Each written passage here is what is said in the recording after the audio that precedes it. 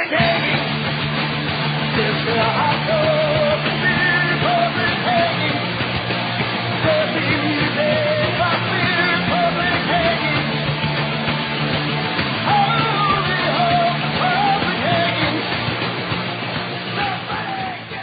everybody, welcome to the Weekend Interview Show. I'm Scott Horton. I don't know what happened there. Anyways, hey, it's the Republic Broadcasting Network. It's the Weekend Interview Show, and our guest today is Lieutenant Colonel Kwiatkowski. She worked at the Near East South Asia desk in the Office of the Secretary of Defense at the Pentagon, and she retired about a week after the war started in 2003. Since then, she has been telling the story of the neoconservatives who lied us into war. She writes for LouRockwell.com and Military Week regularly. She's written a 3-part series for the American Conservative, the New Pentagon Papers for Salon.com, and she's featured in the movie Hijacking Catastrophe. Welcome to the show, Karen. Well, thank you. It's good to be here. Now, we only have about 4 minutes for the first break here, so I was hoping that maybe you could just give us a little bit of background of your career in the military and how you ended up working in the Office of the Secretary of Defense.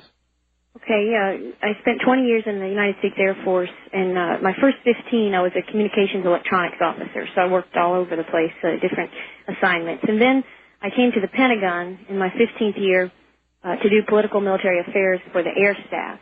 And my specialty was sub-Saharan Africa, and I liked doing that, so after the Air Force tour was over, I went up to the Office of Secretary of Defense to do sub-Saharan Africa. And then in May of 2002, I was shifted over into Near East South Asia. Eventually, I worked the North Africa desk within that office. And that really occurred in my 19th year of the 20, and it was my first exposure to really politicized foreign policy out of the Pentagon. Politicized in what way? Well, it was politicized with the neoconservative philosophy. I think that's one way. And then it was politicized also in that for the first time, you know, I worked in the military, and in the military it's a large bureaucracy, and, you know, we all kind of walk a certain line. So I'm familiar with, you know, what's accepted and what's not accepted. But in that particular office, it was the neoconservative perspective was really one that brooked no opposition. So there wasn't really freedom of discussion or freedom of thought. The agenda was put forth. At the time that I was there, that agenda was to ensure the American people were behind a war in Iraq, and that's what they did. And there was really, they worked with very much an emphasis on neoconservative political appointees, very little emphasis, in fact, exclusion of career professionals, particularly the civilians who had worked Middle East policy for, you know, decades. So very much a focused, agenda-oriented, politicized environment that brooked no competition. And these people were from outside the Pentagon, appointed just by the well, you always have political appointees. All presidents have them, and each president tends to add to the stock of political appointees in the Pentagon and other parts of the government. So you do have political appointees. Normally, what they do is work through the existing bureaucracy to ensure that the president is satisfied, you know, policy-wise, and that things are done. But when it comes to expertise, normally the political appointees don't bring that expertise. The neoconservatives were no different. They did not bring expertise about the Middle East to the system. However, they brought an agenda that would have to exclude the expertise that existed there, and that's what they did. So these guys were very much more active in the day-to-day planning, in particular of the propaganda campaign to push this war in Iraq. Obviously, they planned very little for the aftermath of the invasion. That's very clear. But they focused on pushing this war, and they did it, a lot of the work themselves, which is unusual for political appointees. They normally don't, you know, these jobs are reward jobs for helping with the campaign. They normally don't work that hard. These guys worked incredibly hard. I'll give them that, on a very narrow agenda. And when you say these guys, the neoconservatives inside the Pentagon, that's Paul Wolfowitz, the Deputy Secretary of Defense, Douglas Feith, the Deputy Secretary of Policy. I would include Cheney and Rumsfeld and a number of folks on Cheney's staff as well. One of the interesting things was that we had a lot of contact with the Vice President's office. But yes, those people, and then a whole host of lower-level political appointees. All right, hang tight right there. It's Lieutenant Colonel Kwiatkowski on the Weekend Interview Show.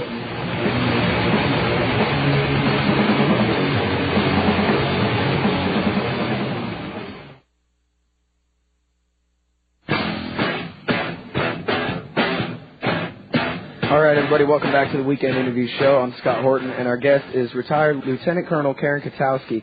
She had a front row view of the Office of Special Plans at the Pentagon in the time leading up to the invasion of Iraq.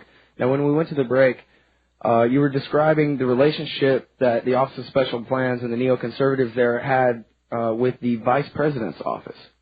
Yeah, it was unusual. Not that I saw much of it on a day-to-day basis, but I remember at one of our first staff meetings that I attended, Bill Ludi was the guy in charge of, he was the undersecretary, or the deputy secretary for, not deputy, assistant. Anyway, he's the boss of Near East South Asia, and eventually Office of Special Plans was also underneath him. But at our very first staff meeting, OSP had not been set up, and he kept talking about a guy named Scooter, and how he had to get something over to Scooter. Did anyone answer Scooter's, provide him with what he wanted? This is Cheney's chief of staff, Scooter Libby, yeah, right? it is, yeah, and I didn't know that. I asked after the meeting, I asked one of my coworkers, I said, well, who's this Scooter that he kept referring to? This must be a very important person, and, someone that we work with, and I thought it was someone down in the Joint Staff, and because OSD is supposed to work pretty closely with the Joint Staff on things like Iraq, but in fact it was Scooter Libby, the Dick Cheney's chief of staff. And it turns out Bill Ludi had worked for Dick Cheney when Cheney was the Secretary of Defense, and they had, remained in contact. And actually, Bill Ludi actually worked in the Vice President's office as a political appointee when the administration first came in, before he came over to Near East South Asia. So there was a long, close, tight relationship. It's just that, we didn't really, that's certainly not expected. It's very unusual. And I can tell you, when the Vice President's office in general, because I worked up there during the Clinton administration, and that would have been Gore. If Gore had wanted something from Near East South Asia, Gore would have called the Secretary of Defense and requested it. And whoever within the Pentagon provided that would not provide it directly to Gore, but would send it back up the chain and over. I mean, that's pretty much how the bureaucracy works. But what we had was a very close, intimate, and informal relationship between Ludi, his whole entire office that was working Iraq, eventually the Office of Special Plans, and the Vice President's office. So very intimate. And people, to be fair, people may say, well, that's just very efficient. That makes it very efficient.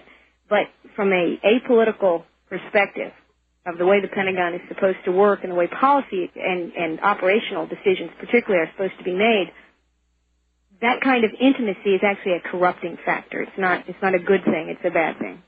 This is what journalist Seymour Hersh called the stovepipe, right, where the intelligence was going from the Office of Special Plans straight to the Vice President's office and skipping around all the people who would have struck out some of the things that weren't true. It is definitely part of that stovepipe.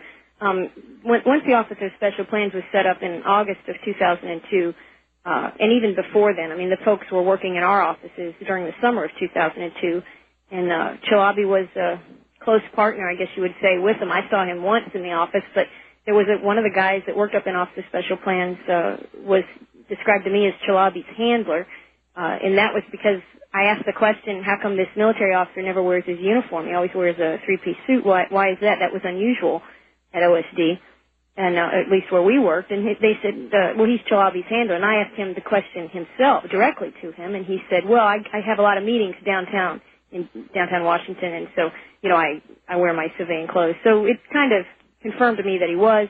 Certainly I saw Chalabi and his group meeting at least once with Bill Ludi. But the Chalabi stovepipe, which is really where you get to the bypassing of intelligence, I think that was possibly even, if it's possible, a parallel stovepipe into Cheney's office and into some of the speechwriters at the White House. We had Cheney giving information down to Bill Ludi, asking questions and then being informed up on things broader than just Iraq and broader than just intelligence. In fact, I'm sure a broad range of policy questions. With Ahmed Chalabi, you are talking a specific intelligence stovepipe, which is information that Chalabi is giving, information that for years the CIA, DIA, State Department, Bureau of Intelligence and Research, these organizations had already worked with Chalabi. They knew him to be a liar. They knew him to be a fraud, a self-promoting, basically criminal. And so they did not take his information without very, very close criticism of it and comparing and making sure that they could get a second, a third confirmation of whatever it was that Chalabi was giving them. Now, Chalabi didn't have to worry about that when he worked through the OSP and through Bill Luty's office, because they would pass his very much unfounded, for the most part, his unfounded information, sometimes directly false information he had paid people to come in and say, directly up into the Vice President's office, and it made its way, I think, into the President's office as well. Certainly it made its way to the President's speechwriters. Is this where we got the uranium in Africa and the mobile weapons labs and all that kind of thing? I'm not sure specifically. The Senate had done a study of Iraq intelligence, and they published it, I think, in the end of June of this past year, June of this year. And it's on the web. If you go to the Senate.gov site and look at the Select Committee on Intelligence, you can read that report, and they actually trace the specific stories, falsehoods that were told by the President and told by the Vice President and used by those speechwriters. They actually trace them to their various sources. So the uranium in Africa, seeking uranium in Africa, the story that Saddam was doing that, was certainly true in 1989. Okay. So the intelligence, that one you don't really have to blame on Ahmed Chalabi. This one you can blame directly on the OSP. They had intelligence that said Saddam sought uranium in Africa in 1989, 1990. All true. And all they had to do was remove those dates, take it out of context. And so some of that is the creativity of the OSP itself, not Ahmed Chalabi. I do believe that some of the specific stories of weapons of mass destruction, I think some of those can be credited to Chalabi. And really, if people are interested, the Iraq intelligence report, while it does lay a huge amount of blame on the CIA for not doing a good job, and I think some of that is just to cover Bush's butt and to cover Cheney's butt, but it does go through in a lot of detail where some of the sourcing was for these false stories that everyone in America not only were told by the President and the Vice President, but in good faith believed. You know, what are you going to say? You don't immediately assume your president is a liar. You just don't do that. And so people did believe these stories. And Bush and Cheney have been awful about correcting them. In fact, they still cling to some of those same stories. I know at the Republican convention, Bush still associated Saddam Hussein with 9/11 and Al-Qaeda. Of course, things that are the CIA never gave him that information. It's been proven false since, and yet you still hear it coming out of Bush's mouth. So it's almost like, does the truth really matter if everyone believes something else? Well, apparently it doesn't. I guess not. And this is what the OSP, the Office of Special Plans, and a number of the neoconservatives who were the architects of this invasion, is really unwarranted and illegal invasion, as it turns out. But this is what they counted on, I believe. This is, this idea of creating propaganda.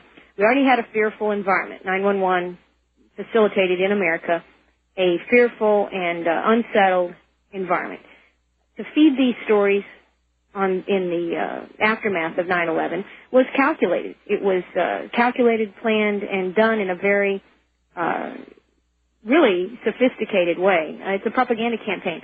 And governments have propagandized their people. Probably all governments do it at times. And this case, I think, will be looked back, this case of how Americans were propagandized by a certain segment in the government, not the whole entire government, but just a certain group, primarily the neoconservatives, backed by George Bush and Dick Cheney. I think when they look back, they'll say, this is actually better than some of the propaganda that Nazi Germany was able to foist upon the people of Germany. Actually better. I read a comment not long ago from a former Soviet propaganda minister who, or you know what, maybe the quote was back in the days of the Soviet Union, and he came here and said that he was amazed at the uniformity of public opinion in the United States. And how do you do it? Yes.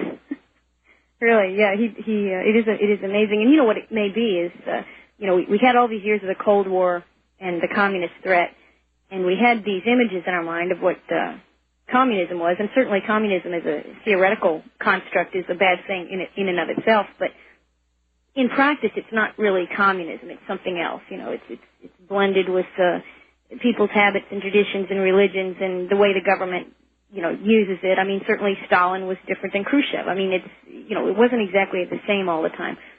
But I think what doesn't change is people.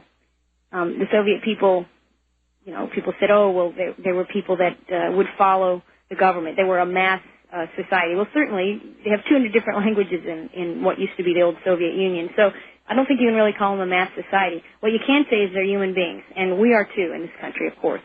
And so, it's almost human nature. We want to be, we prefer not to be different, not to have our head sticking up above everybody else so that it gets hammered down. We prefer to be able to look to the right and to the left and say, yeah, I see that, I agree.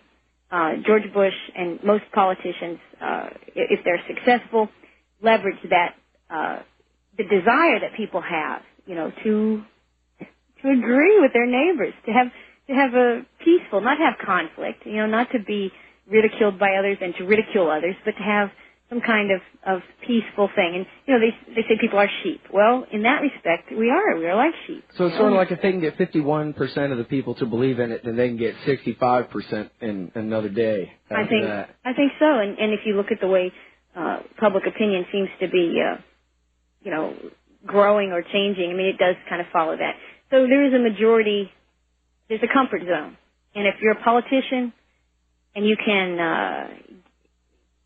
somehow operate within that comfort zone, whether you create that comfort zone or just facilitate it or use it, then you're going to be successful. And Bush certainly got into our fear-based comfort zone with all of his stories about Saddam Hussein and mushroom clouds over Cincinnati and that kind of thing. Okay, we'll be right back. It's the Weekend Interview Show.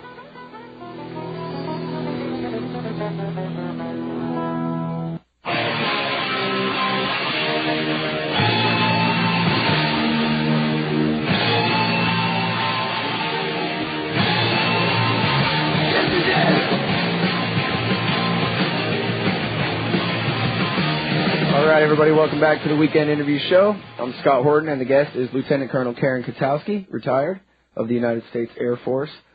Now, Karen, since we know that the invasion of Iraq wasn't about weapons of mass destruction or that country's ties to Al-Qaeda, what do you think were the real reasons for the invasion of Iraq?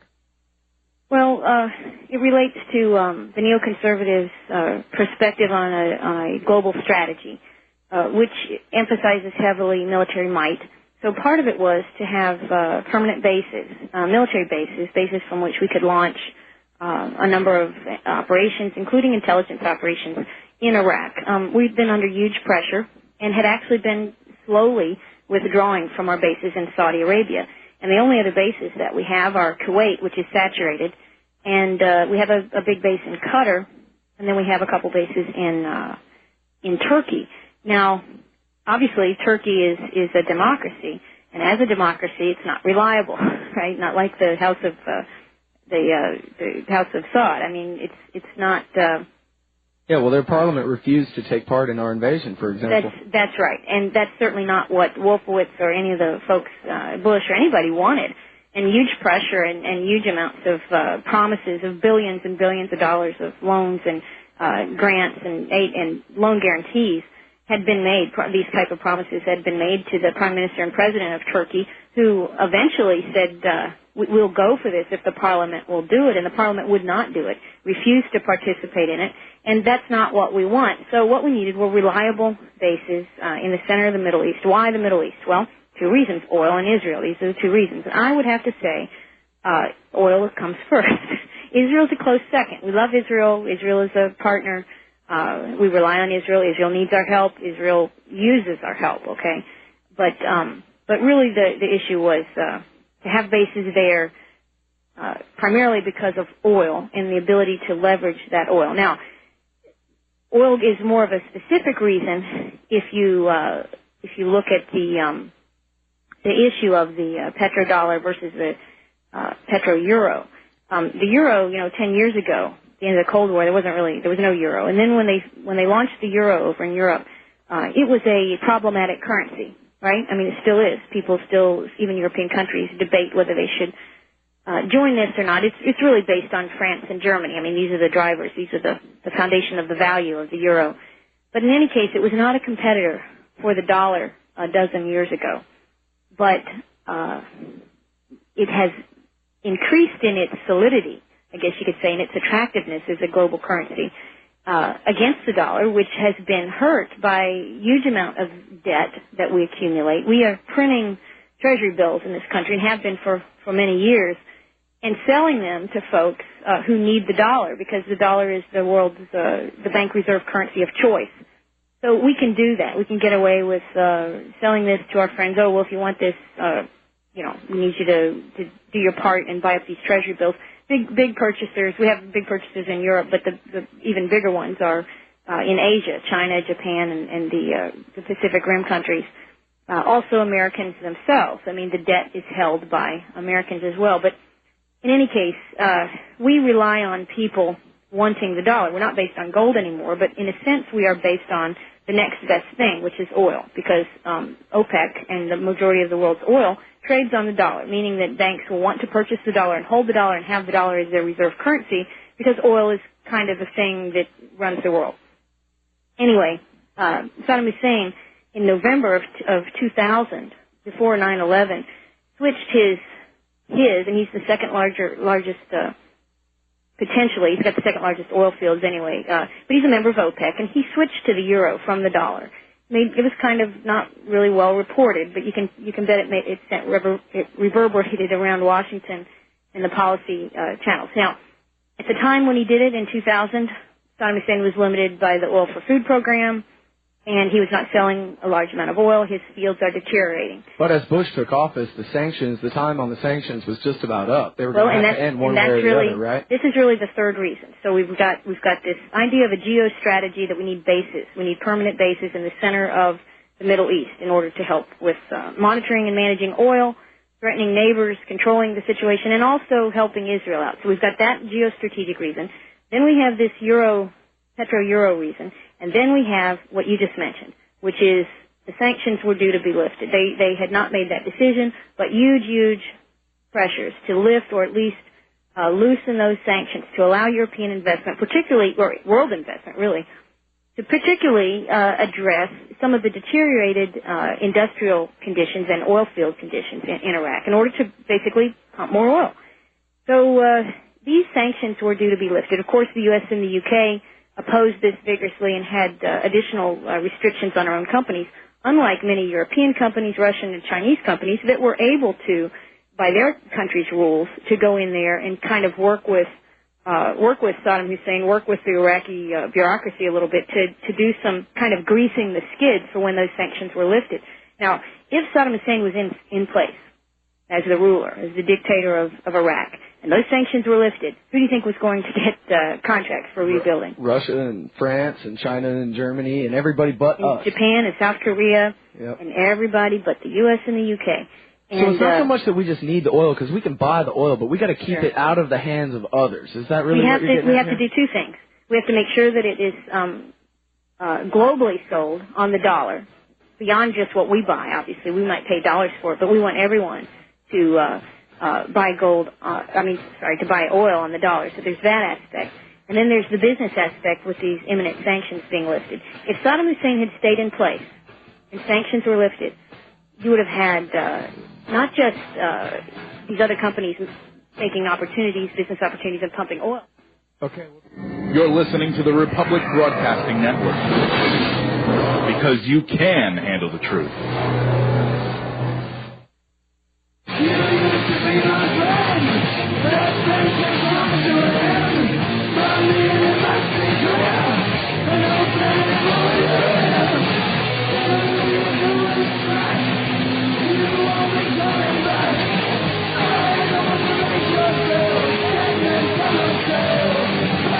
All right, it's the Weekend Interview Show. I'm Scott Horton, and the guest is retired Lieutenant Colonel Kwiatkowski.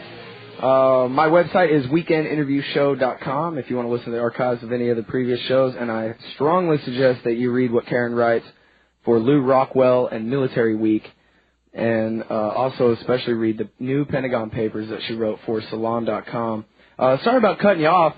We have a little discrepancy between clocks here in the studio. So no problem. Okay, now, so I'm sitting here and I'm reading the news, Karen, and I'm looking, and it seems to me like the people who benefit the least from the war against Iraq are the people of Iraq and the people of the United States. And so I'm trying to figure out who benefits from this mess. Who benefits? Yeah. Well, it's a good question, and it's something that you always have to understand in order to understand what's going on. But well, in terms of the real objectives that I believe, and the three ones that I said, bases, we have I think 14 bases. I think 6 of them are pretty big, and the rest are smaller bases throughout Iraq. We have them in the north and the west and the central and the south part of the country. We have spent a lot of money. You know, some of that billions and billions that the Congress gave the president. A lot of that has been spent by, has been paid to Bechtel and Halliburton and Kellogg Brown and Root. And these companies, what they've done for us in the past is they build bases. They do a lot of construction, and they lay comm lines and pipes, and they can put in septics and the whole thing. You know, what you need to have modern American military bases. So that money has had very little trouble being spent. We have spent that money. You know, we've had a tough time spending the money to help the Iraqi people, which kind of fits in with your question, how the Iraqi people are benefiting. But we've got the bases. Most of them, the big ones, are actually, I think, ready to go. And so that has happened. So of the first objective, check, we have that. Okay, the second thing related to Saddam changing his mind and deciding to sell all of his oil on the euro. That's been changed. We changed that. The very first executive order that the president signed regarding Iraq was in May of 2003, and at that time, he basically took possession of the oil industry in Iraq and switched it back to the dollar. So that was done. So there's the second objective has been met and satisfied. So this is a success for the people that wanted those. By Halliburton. That's right. Okay. Well, yeah. And then the third thing was in a post-sanction environment, which happens now to be a post-Saddam environment. But in that post-sanctions environment, who is getting the contracts and who is determining who gets the contracts? Well, that is the government of the United States with a little help from the government of the UK. But actually, it's us making those decisions. The U.S. is doing that. And we are allocating those contracts mainly to ourselves and also to our friends and our allies, those who have supported us in the past and will support us in the future. So of the three objectives, of the three real reasons we went into Iraq when we did, which is relating on the sanctions being lifted, that was kind of a sense of urgency. All three of those objectives have been met. We're doing all those things. Now, what about what American people were told? They were told that we went in because Saddam had WMD. Well, he didn't. We sent David Kay in there in 2,000 soldiers, full run of the country.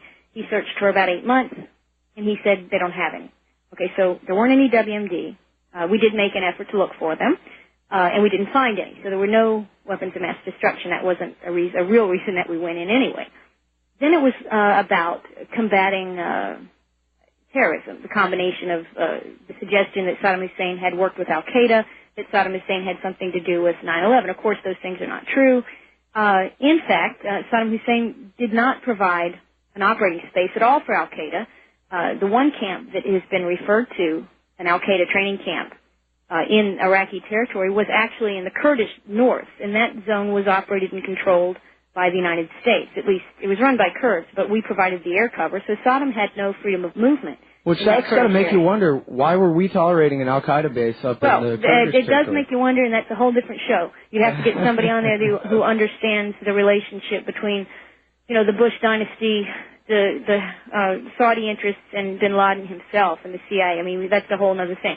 But in any case, when Saddam ran that country, obviously it was a Ba'ath dictatorship, a secular Ba'ath dictatorship. He did not tolerate al-Qaeda organizing. He, quite frankly, didn't, and al-Qaeda is, bin Laden is a Sunni Muslim, so the Wahhabist strain. He didn't tolerate Wahhabism in Iraq, and he also didn't tolerate any type of militant or organized Shia. He very much discriminated against the Shia in the south and refused to allow them to gain very much political power or organize people. Now that Saddam is gone and we've got some kind of pretty much chaos, I guess you could say. It's an insurgency that's a very successful insurgency. Our military mission, our military objectives are not clear. I think they change pretty much daily. So what we have now is huge operating space for both al-Qaeda and for militant Shiism, in the south, which is aided and helped by Iran, the neighbor. Mm-hmm. So we have things that don't bode well for terrorism at all. Certainly there were no weapons of mass destruction. We said that Saddam was a bad humanitarian leader. He was an evil dictator. He treated his people really bad. Didn't provide them with the things that they need, such as electrical power and hospital care. Didn't provide them a secure environment where the women could go to work. Certainly, as a secular state, the women worked in Iraq. One of the few countries in that part of the world where the women could supervise men, where women went to work on a routine basis. It was basically the most industrialized of the Arab countries. What is it now? What have we given the Iraqi people? Well, we've pretty much opened up their territory for militant religious persuasions, whether those are Al-Qaeda or Shia. Terrorism, certainly. We've created a very complicated insurgency, which threatens and kills Iraqi civilians as well as it tries to kill and does succeed in killing members of our military. Women can't go to work like they used to for risk of physical harm, or the fact that where they work it no longer operates, no longer exists, is in a state of disarray, because they have not gotten back to any kind of equilibrium that they had, at least while it was a dictatorship. They had a sense of equilibrium under Saddam Hussein. So that hasn't, those women haven't been helped. I'm trying to think how we've helped the people of Iraq. Well, their power is still not on 100% of the time in all the places. It was before. I understand that the over 100 of them died yesterday. Oh, was there another? Oh, just various truck bombings all around the country and shootings. And Sure. The security situation for the average Iraqi who lives in an urban area is just horrendous. I'm not sure if it's more laid back in some of the other countryside areas where Americans are not congregating, but in the cities where we are attempting to exert control, Iraqis are dying. And it's not just Iraqi insurgents that are dying. It's not just men of military age that are dying. Obviously, we know what's dying. It's anybody who's in the way. So old people and young people and women and just the whole thing, as well as the normal enemy type profile, the 18 to 24 male. So, I don't know what we really did for the Iraqi people, although one of the reasons we went in, of course, was because Saddam was so awful, and he had humanitarian, in a humanitarian sense, was not delivering the goods for his people, and I don't think we have. So, but these were, again, of the reasons we said, we've done nothing towards those ends, or they've been proven to be entirely false reasons. But for the real reasons that we went in, we've succeeded in a magnificent way. We have those bases. Saddam Hussein's contracts in a or the contracts of Iraq in a post-sanctions environment are granted or controlled by, the granting is controlled by the United States, and he sells his oil on the dollar. Had he remained on the euro, there's a lot of movements amongst OPEC to consider the euro, not as a slap to Americans necessarily, but because the euro has proven itself over time, with the decline of the dollar, to be a competitive currency. And isn't it funny how the more we have these wars, we have to, borrow $500 billion a year to have this war, and that just weakens the dollar even more. It makes the euro even more attractive. Absolutely. It weakens. In fact, you know what? It's interesting. I was reading a book a manuscript of a book that will be coming out later this fall called Petro Warfare, I think it's called, and it talks about. It just has a chart in the book at one point showing the strength of the euro. The desirability of the euro as seen by the global currency customers. And what has happened since we went into Iraq is that the euro has continued to be a very, very desirable currency, in some cases the currency of choice, and the dollar has continued its decline, in part because of additional debt accumulation, and also in part because customers, okay, it's a free market out there whether you like it or not, customers are making conscious decisions now to avoid American products, which hurts our productivity globally, and also to avoid the dollar as a way of making a statement of their discontent with some of our policies. So that's what my mom would call cutting off your nose to spite your face. That's exactly it. But I don't think the administration is that smart. They're very zero-sum game oriented. They're not exceptionally bright. There's not an economist among them. So it's understandable why they would have gotten into this problem. The problem is, of course, the American people allowed this to to happen. The Congress allowed this to happen. And the media not only allowed it to happen, but facilitated it in this country. And here we are. We still love it. And when the polls ask the question, who do you like better for foreign policy, the supermajority of the American people answer George W. Bush. They sure do, and it's a real shame because the issues here are not overly complicated. The average person who understands how they make their own economic decisions in their own lives, people who understand how they compete with other producers to have their product be the one that's chosen.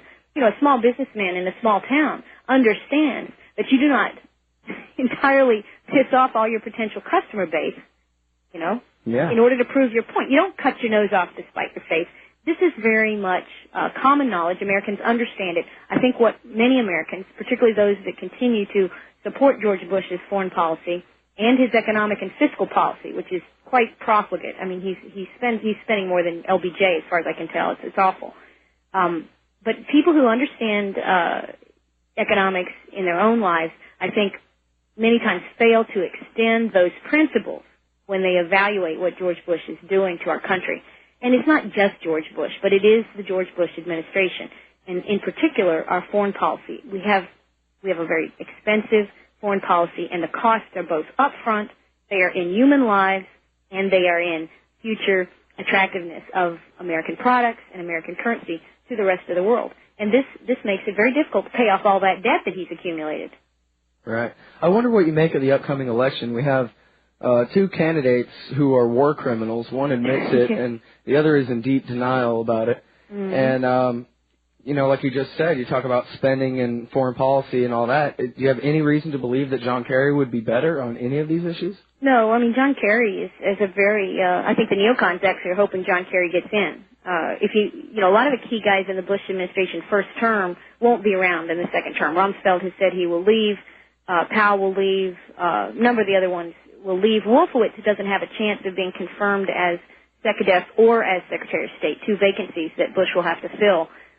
So the neocons have really achieved, as I said, there were three reasons to go into Iraq. We've achieved those three reasons. Okay, we've got the bases, we've got the euro, we've got the contracts.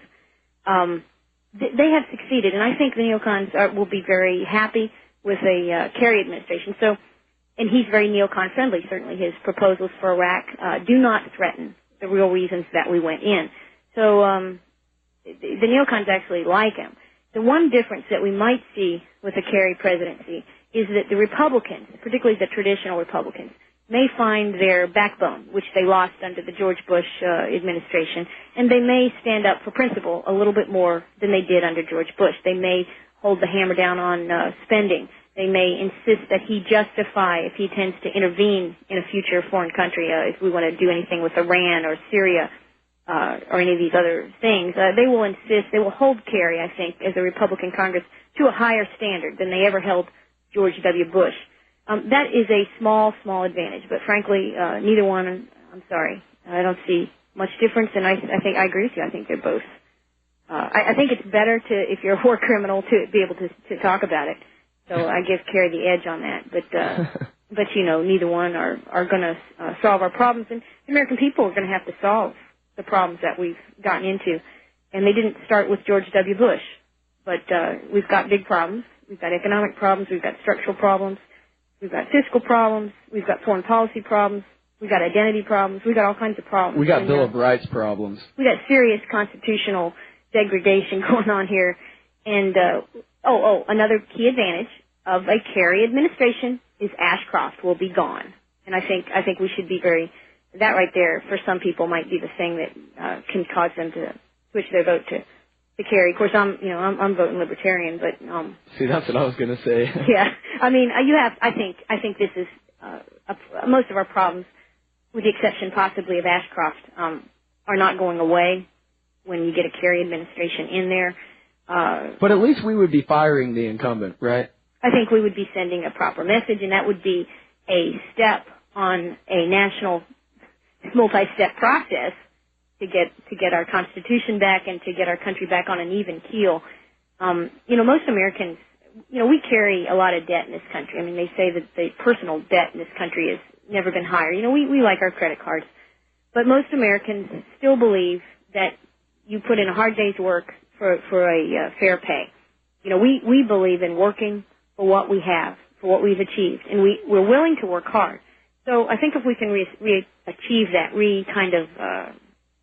embrace that value, we'll be able to pull our country out of this without a huge crisis. I mean, we can regain our Constitution. We can repair the Bill of Rights that have been almost shattered by the Patriot Act. We can do things. We can move in the right direction. And frankly, we can do this with or without George Bush, with or without John Kerry. I sure appreciate that optimism. Well, we have to. We have no choice. Alternative is continue to slide into what I think is a kind of soft fascism. Certainly national socialism is already kind of the order of the day in many parts of this country and touches the lives of almost everyone. I mean, the federal government is exorbitantly intrusive and well-funded. It doesn't need to be. We should cut. That's, again, why I'm voting libertarian. Yeah, it's not just the wars. It's all around.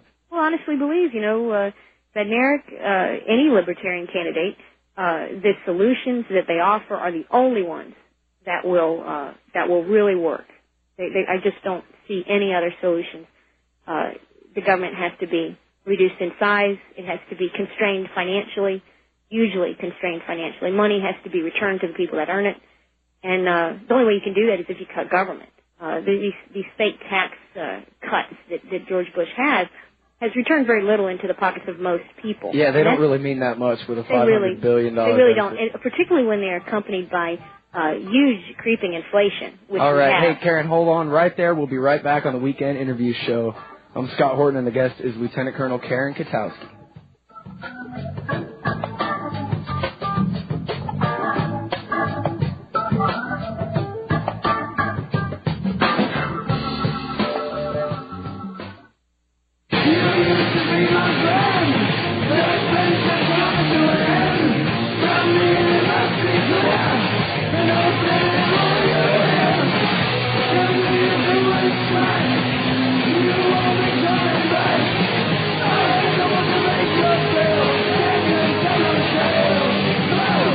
Oh, man, I love Motorhead.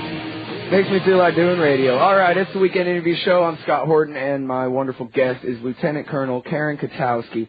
She writes for LouRockwell.com, MilitaryWeek.com, and did a great three-part series in the American Conservative, Pat Buchanan's magazine, that you ought to read. And now, Karen, I get email every morning from the Information Clearinghouse. And the other day, in that email was a link to the entire movie of Hijacking Catastrophe, which I like to call Fahrenheit 9/11 for readers. Mm-hmm. And you're prominently featured in that movie. Why don't you tell us a little bit about that? Yeah, well, it's Hijacking Catastrophe. I did a review of it for Lou Rockwell, I don't know, a couple, 3 weeks ago, and I watched the movie. I didn't actually watch all the supplemental stuff. I think there's probably more that I said in that, and I probably ought to go look and see what I said. But the movie is an assessment of really how our foreign policy was made in 2000, 2001, 2002, 2003, and how the event of 9/11 doesn't really go into a lot about 9/11 just as an event, but how that event was used for propaganda purposes, was used as a kind of a spur, kind of that, the Project for a New American Century had in their document on rebuilding America's defenses, which is a very radical departure from the way we've done things in the past, very militaristic in approach. This document said that we won't get the American people. The Project for a New American Century said we'll never get the American people on board with our proposals unless we have some kind of new kind of Pearl Harbor. We need another kind of Pearl Harbor in order to get the American people on board to back us up, because the thing that the Project for a New American Century, very neoconservative philosophy towards America's role in the world, and it would cost trillions of dollars, really. It's quite an expensive militarized empire-oriented program. And so they recognized that Americans wouldn't pay for this and wouldn't support this unless there was some kind of event that Americans would mobilize around. So September 11th was their dream come true? Exactly. September 11th. I'm sure none of the neocons were celebrating the loss of life, but I can guarantee you the neocons were celebrating the fact that they now had their event, their mobilizing event. And so the hijacking catastrophe is about how that event was used to really go into Iraq, which is something that had been planned and had been advocated for many years by many neoconservatives. In fact, you remember when Herbert Walker Bush, George's father, completed the Persian Gulf War, he was criticized by a certain segment of pundits who said he should have gone all the way to Baghdad and toppled Saddam Hussein and set up shop. And those pundits were the neoconservatives, but we wouldn't really talk about them at that time as neoconservatives. We just saw them as critics, hawkish critics of President Herbert Walker Bush. In fact, these same folks continued to stew about Saddam Hussein's persistence as a dictator in the Middle East, continued to covet Baghdad as an operating center for themselves. Oh, hold it right there. I'm sorry, Karen. Hey, everybody, the phone number is 1-800-313-9443. Call up and get your question to Lieutenant Colonel Karen Kwiatkowski. We'll be right back on the Weekend Interview Show.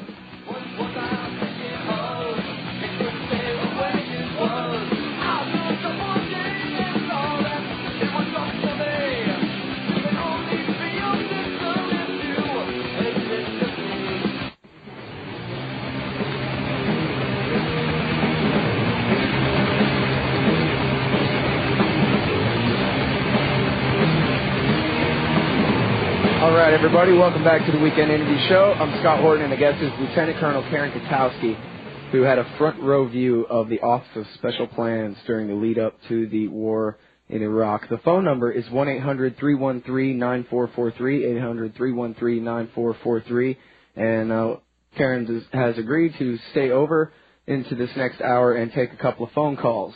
So let's go first to Skip in Oklahoma. Skip, are you there? Hello, yes. There you are. And you have a question for Lieutenant Colonel Karen Kwiatkowski? Yeah, I just wanted to say that you're one of my favorite writers on Lew Rockwell. I always look forward to your articles. Well, thank you very much. In relation to all we're talking about here, I wondered if you had heard of Stanley Hilton and what he is claiming about this whole 911 thing. Mm-hmm. Yeah, I just read some stuff about that just earlier this week. And, I mean, it's interesting, and he's actually, I guess, filing lawsuits, which means he must have some sort of, evidence, and that sounds very interesting. It'll be interesting to see if he makes it to court. Well, he claims he has all sorts of documents from the Pentagon and insiders have given him and things like that, so yeah, it's kind of scary sounding. Well, it is scary sounding, and one of the things is I just read his interview on Alex Jones. I didn't listen to it. I read the transcript, but it was interesting that he has evidence, and other people have talked about this also, about exercises going on that day as a possible explanation for why the normal security response through the FAA and NORAD didn't seem to be in place that day on 9/11, whereas normally, you have a little twin-engine Cessna or a single whatever, you're flying, you go into airspace in Washington and you're off your flight path, forget it. Right. We have a very, actually good system. Americans could probably be proud of the system we have that certainly protects at least the White House.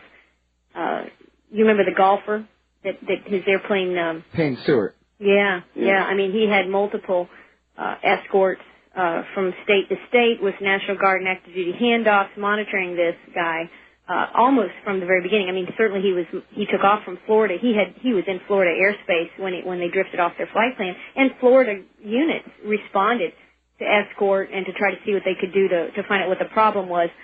And it wasn't because it was Payne Stewart, the golfer. It was because the system responds to aberration. So then the question is, if the exercises taking place that day interfered, the question is that a terrible coincidence, or is that really good cover for a Pearl Harbor event? Well, I think this is the question.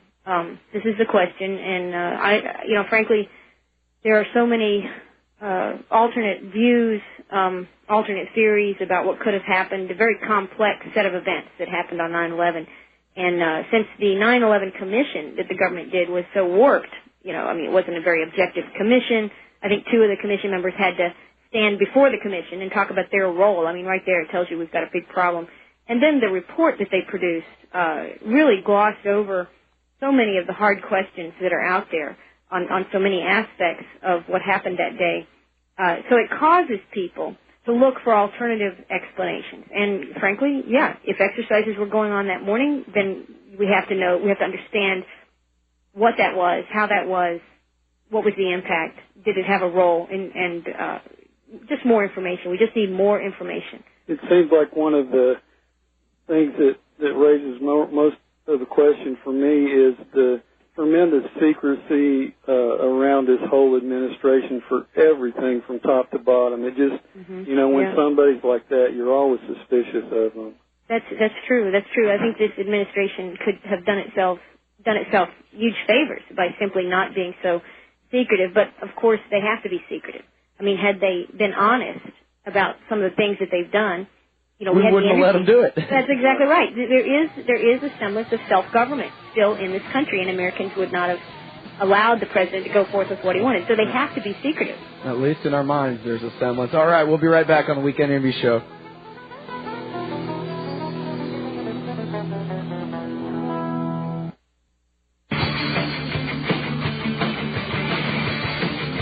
All right, everybody, welcome back to the Weekend Interview Show. The phone number up here is 1-800-313-9443, 800-313-9443.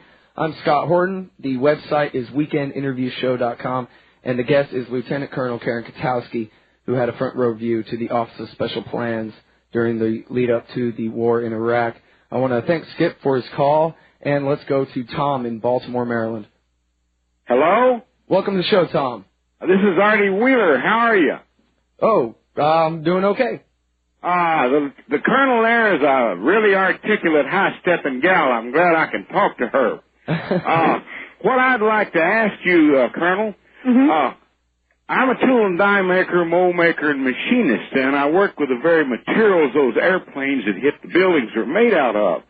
There's nobody can convince me that a passenger airliner can penetrate a building like that has beams that are 20 inches tall, 40 inches wide, made of 4-inch high-grade construction steel wall thickness, and the nose of it emerged undamaged, as was in the 175 plane that hit the number 2 building.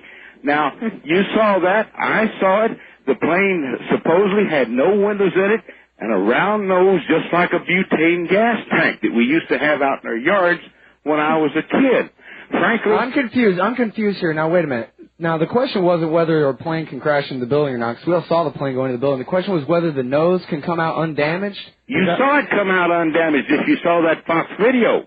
It was played thousands of times, I guess, and then the thing just burned up in a big cloud of flame, and there's no one can tell me that a plane can survive that kind of a hit and go through those obstacles like concrete floors and come out undamaged. That's ridiculous.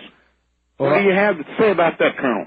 Well, I mean, I think these are some of the questions that have to be answered. How can this physically, it's funny. We have other plane wrecks that happen. Planes crash. They can crash on the ground and there's wreckage for hundreds of yards. Exactly. Running into nothing. Exactly. I need to tell you one more thing. I solicited the machine shop superintendent of the National Security Agency, Mr. Bill Troger, who's my old companion tool and die maker at General Electric, to get me the satellite images of those planes crashing into the World Trade Center. And he said, what? He said, why, though it never crossed my mind the thought that they had satellite images. What do you think about that? Why have we never been shown the satellite images that the NSA made of those planes crashing into those buildings? I'm really not sure what you're getting at. We all saw the planes hit on TV. I mean, there's no question that there are planes that hit the towers. Why haven't we been shown the satellite images? Yeah, from the spy satellites. Why have we never been shown that? I mean, Thanks a lot for your call. Go ahead, Karen. I mean, it's part and parcel to the sense that this whole investigation into 9/11 has been conducted with a great deal of both political bias and secrecy. And that's, I mean, he's asking good questions. You would think that the 9/11 Commission would have asked those same questions, but apparently they didn't. Well, I think the problem is with the secrecy is that since we all know that they're not telling us the truth, we can just make up any old ridiculous thing that must be the truth instead. Well, that's right. And you know, part of managing information, part of a propagandist practice, his art of if you're going to develop propaganda and you're going to put it over a large population, part of the tools in your toolkit are going to be just exactly what you said. It's going to be a creating of a sense of confusion, creating of so many red herrings and so many odd explanations that pretty soon people just tune out and they're not interested in any of it. And even if truth is in some of these theories, which I'm sure truth is in many of these theories, but we'll discount the whole thing because we're discounting all these theories. It's part and parcel to selling a storyline. The most logical thing at some point could be to accept the 9/11 Commission's report, even though it's very incomplete, it's very inconsistent. It apparently didn't ask any of the hard questions, and it produced no information. I mean, like, for example, the video that runs in the security video in the Citgo gas station across from the Pentagon was in the direct path of this airplane, or so they say, the airplane that hit the Pentagon. That video was immediately confiscated by the FBI, and there's interviews on the web with the guy who runs the store who was there when the FBI said, "Give me your video," and they took it. It's never been made public, and this is very strange, because why wouldn't it be made public? I mean, this is nuts. I mean, you have a mugging in a local town, they'll make public the video from the security cameras. Well, that just reminds me of Oklahoma City, where you had 22 different video cameras that at least could have recorded the terrorist act there, and that footage has never been shown to anyone either. Well, it doesn't make any sense, but it does if you think about our country not as a free information country, but a country that is a place where you have actually the term free speech zones, which is totally irrelevant. Every place you stand in this country is a free speech zone. Okay, that's what the Constitution says. But we have a president, and we have a Homeland Security Director, and others, and an Ashcroft, Attorney General, who use that term, free speech zones, as if it's a realistic and accurate term that defines anything. It defines nothing, okay? Every square inch of United States of America territory is a free speech zone. That's what the Constitution guarantees. That's what it is. Well, once they create one, that means that everything that's not inside that zone is no longer a free speech zone. Well, and that's what we're seeing. We're seeing already a destruction of the ideas that Americans are free to access information, that they're free to speak. We're already seeing this being infringed upon, and I really think this absence of releasing of videos and other information, this very stingy nature of particularly this administration in responding to FOIA requests and just the very secretive nature, is part of getting Americans used to the idea that the government is allowed to have information that we're not allowed to have. Frankly, that's not what the founders envisioned. Hear, hear.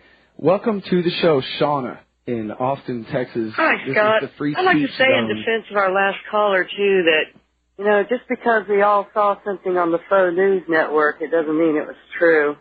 Well, it was live when the plane hit the tower in front of everybody, right? I mean, yeah, I just, anyway, it does seem like if that wasn't so, somebody would have, in New York, would have said so by now. Yeah.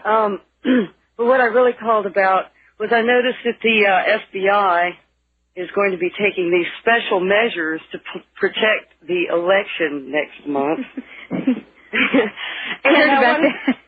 Yeah. So, what is there any kind of credible threat to the elections? And also, I just wanted to point out that if there is a credible threat to the elections, the only possible outcome to the elections not being held is George Bush staying in office. So does that mean Al-Qaeda's for George Bush? Oh, that's interesting. I actually, my latest article on Lou Rockwell was earlier this week. I think it's in the archive now. But the title of it is the Al-Qaeda candidate, ? Who might it be? And it is on the right side of the page right now in the vault. Is it down at the bottom there? Yeah, in the vault. Okay. Yeah, so just, I'm not saying Al-Qaeda. Well, first off, Al-Qaeda is a loosely organized set of folks that don't really 100% share very much, other than, you know, the use of terrorism and the opportunistic approach towards causing trouble. But bin Laden, let's say, for example, that's a person. He has a perspective, he has a view, he has a relationship with the United States, relationship with CIA from the time when he helped kick the communists out of Afghanistan. So he has an opinion. And what might his opinion be? You know, does he want a John Kerry who will immediately begin to cooperate with European policing agencies in a far better way than George Bush has done? Will he want that? Or does he want George Bush, who's a belligerent guy who is creating more operating space for him in Iraq and other places? And who hasn't touched a hair on his head in 3 years. Oh, my God, has been remarkably incompetent.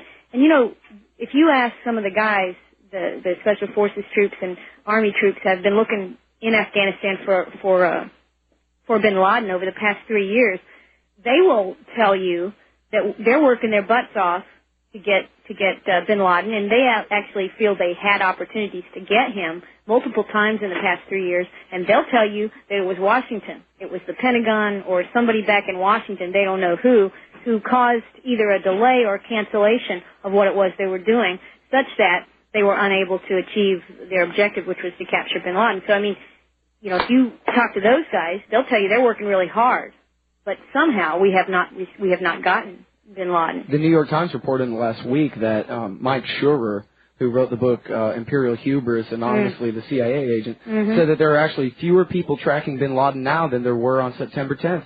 Yeah, I believe it. And also, give you a good example of how Iraq screwed up the hunt for bin Laden. There was a particular unit that had spent 6 months in Special Forces guys with the language. They had Farsi and some other local languages, and they'd spent 6 months in Afghanistan building some ties and some intel sharing and some other things with some of the warlords in the area that bin Laden was thought to be in. And they were getting ready to begin the second phase, which is first you learn all the language, you learn the geography, you get the local intel, you get some trust among the locals. They had done all that. Suddenly they got orders that they were going to be needed in Iraq, and they had to go, and they were replaced by Special Forces guys that spoke no Farsi. So not only were they replaced with folks that had no relationship, they were replaced with folks that couldn't even speak to the locals. So you can't tell me that we wanted to get bin Laden, because that's just an incredibly idiotic military decision. You can hand it to Rumsfeld. I mean, Rumsfeld obviously approved decisions like that. He is the one who signs deployment orders for when units go from one place to another. If it's an important unit, top mission like hunting down bin Laden, you can bet Rumsfeld knew about it, Rumsfeld approved it. So are they just stupid, or are they consciously working to avoid capturing an old friend? Ooh, ouch. All right, we've got about 30 seconds. Shauna, do you have any more questions? Yeah, the recent spy thing with the guy who was... Oh, yes, Larry Franklin. Yeah. All right, we'll tackle that when we get back from this break. It's the Weekend Interview Show. I'm Scott Horton. The guest is Lieutenant Colonel Karen Kwiatkowski. Thank you very much for the call, Shauna. And the phone number is 1-800-313-9443, 313-9443, if anybody else wants to get involved on the air.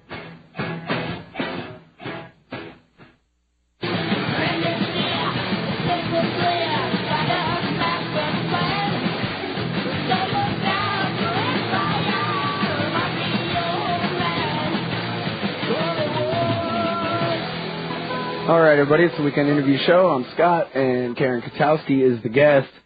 The phone number is 1-800-313-9443.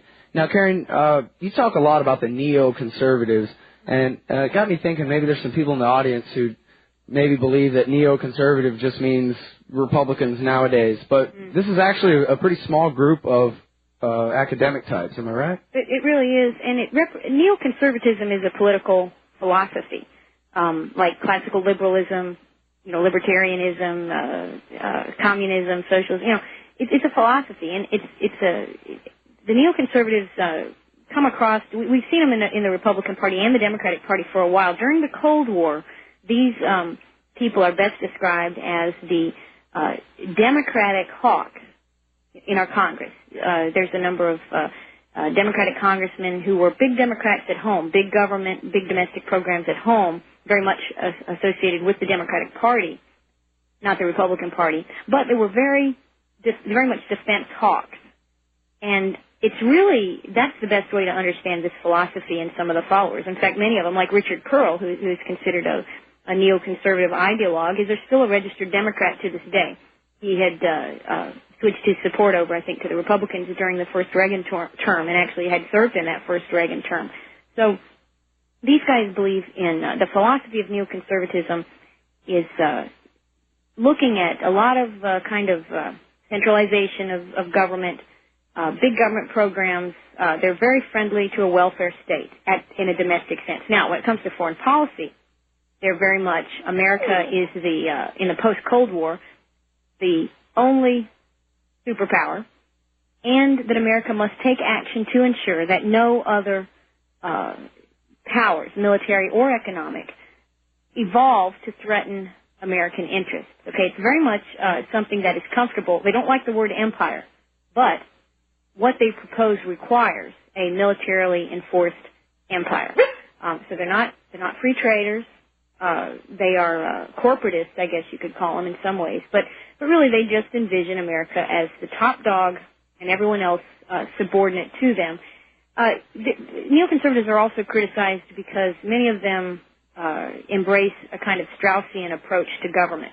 And Strauss, Leo Strauss, University of Chicago, Eastern European guy, came over. He very much advocated that he advocated the concept, along with many other things. I mean, he obviously taught many things. But one of the things he's associated with is this idea of a noble lie, that members of government who are very gifted in terms of vision, guys like Wolfowitz, guys like Cheney, are allowed and actually should, in fact, utilize the noble lie to get the lesser beings, which is all the rest of the people in the country who don't know enough to make the right decisions. They should be lied to in a nice way for their own good. And in part, that totally explains how the Iraq invasion was justified. I mean, it's sort of Plato and the Philosopher Kings, right? Like, exactly. We're so elite that it's okay for us to be dishonest because that's what it takes to do the right thing. Because that's what it takes to do the right thing. It's very much a self-justifying kind of thing. And it's very alien to traditional American perspectives on politics, very alien to Edmund Burke and the classical liberals, the idea that government is a necessary evil and that people need to be protected from the government. People are, individual liberty is paramount, and that people need to be have government restrained so that government didn't naturally grow and infringe on those individual liberties. This is how America became a great country. This is why America is still a great country. But the neoconservatives don't embrace that. They share they stem from philosophies as diverse as Nietzsche and also Trotsky as a universal communist. In fact, some of the this kind of explains, doesn't it, why they were such Cold War hawks? Because they were Trotskyites. There's kind of a split between left factions. I think so. Yeah, I think that's part of it. And also, even some of that same Trotsky style, universal values, that language comes through. I think Michael Ledeen talks about democratic imperialism. So do others. And they see what we're doing in Iraq and other places when we go over there and knock their country down and trash it and then try to build it up in our own image. They see that as democratic imperialism, which is very much what the communist ideologues 90, 100 years ago felt that the world should do, that communism should spread around the world and really tear down the old and rebuild a new, more perfect utopian society. These guys the permanent really revolution. Permanent revolution. Yep. And that's not really a very conservative thing. So I guess neo stands for anything but conservative. I think so. Well, it's a misnomer because they're not conservative at all. They're very radical, and they're very radical in a European and Eastern European philosophical sense, which again is alien to how our country was formed. We inherit most of our philosophies from the British, great British thinkers of the 16 and 1700s. So this neoconservatism is radical.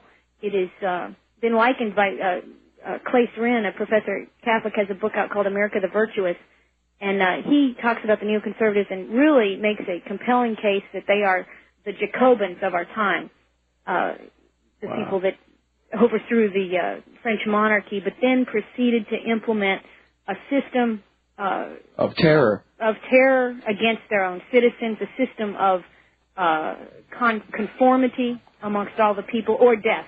All right. Or death. That's it. We're all out of time. Everybody, please read what Karen Kwiatkowski writes for Lew Rockwell and MilitaryWeek.com. I want to thank you very much for coming back on the show. Are you still there, Karen? Yes, I am. Oh, yes. okay, there you go. I just want to thank you very much for coming on the show. Well, thank you. It's always fun to be here. All right, take care.